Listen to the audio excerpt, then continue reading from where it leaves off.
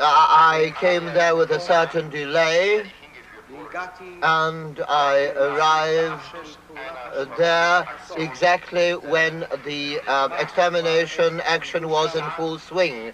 I already said on one occasion how people were standing near the ditches and how they're falling into the ditches as soon as there were shots. And as I also pointed out during my interrogation, I saw a boy, an infant actually, shot in his mother's arms. I had already referred to my reaction then. Here I can establish the date more easily because I remember that I was wearing a greatcoat at that time, and the conclusion which is to be drawn therefrom is that this was winter. It was so not what she expected. She too went expecting a monster. And she heard this man who spoke in platitudes, who still, after so many years, spoke what is always called Nazi Deutsch, this kind of meaningless officialese, and translated his emotional life into cliché after cliché after cliché. When I saw for the first time dead Jews, I was utterly shattered, and this ghastly sight had never left me and had a permanent impact on my nerves. It haunted me all the time. But I was compelled.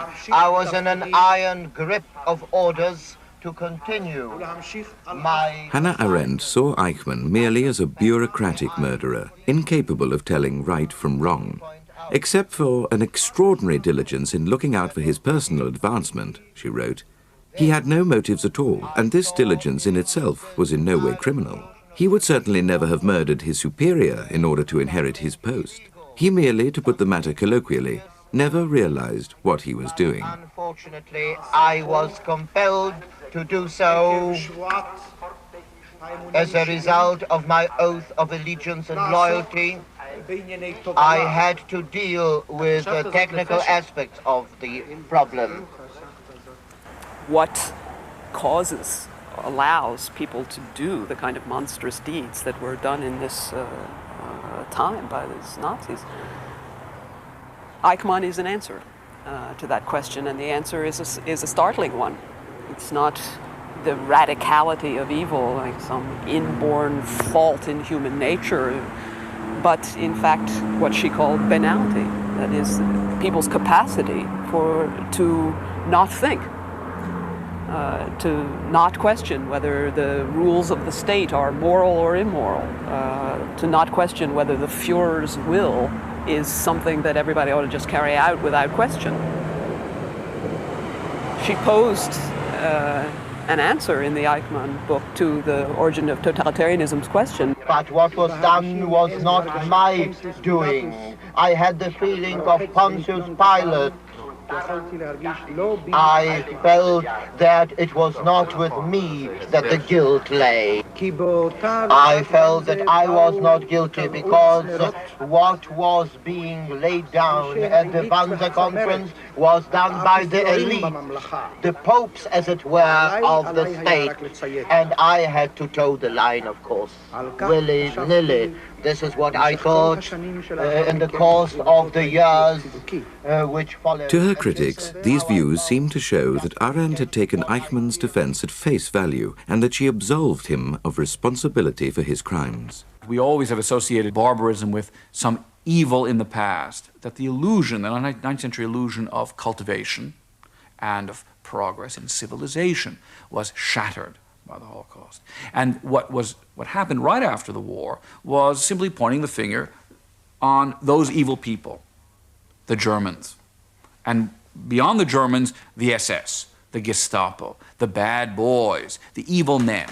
And without sort of taking away from the evil men, she looked at the people who really made this possible, which are not only Goebbels and Himmler, but men like Eichmann, who had all the appearances of decency and a kind of modern get-along nicks and nice guys and had pets and married lives and were not aberrants. One would love to think that the killers that killed everybody were simply people who were sort of on the margin of life and evil people. And she said, well, these ordinary people like you and me. And she even went so far as to say that precisely the mentality which made such a thing possible was even absorbed by the victims, that the slave integrated some of the logic of the master. That is to say that even the victims came to think that things that were really outrageous were plausible. She was unrepentant when she wrote to one of her oldest friends who had been profoundly shocked by the tone of her book about what she called the unmastered past. "We both know," she wrote, "how often emotions are used to conceal factual truth, and although you may be right, and that it's too early for a balanced judgment, though I doubt this, I do believe that we shall only come to terms with this past if we begin to judge and be frank about it. What troubles you is that my arguments and my approach are different from what you are used to. In other words, the trouble is that I am independent.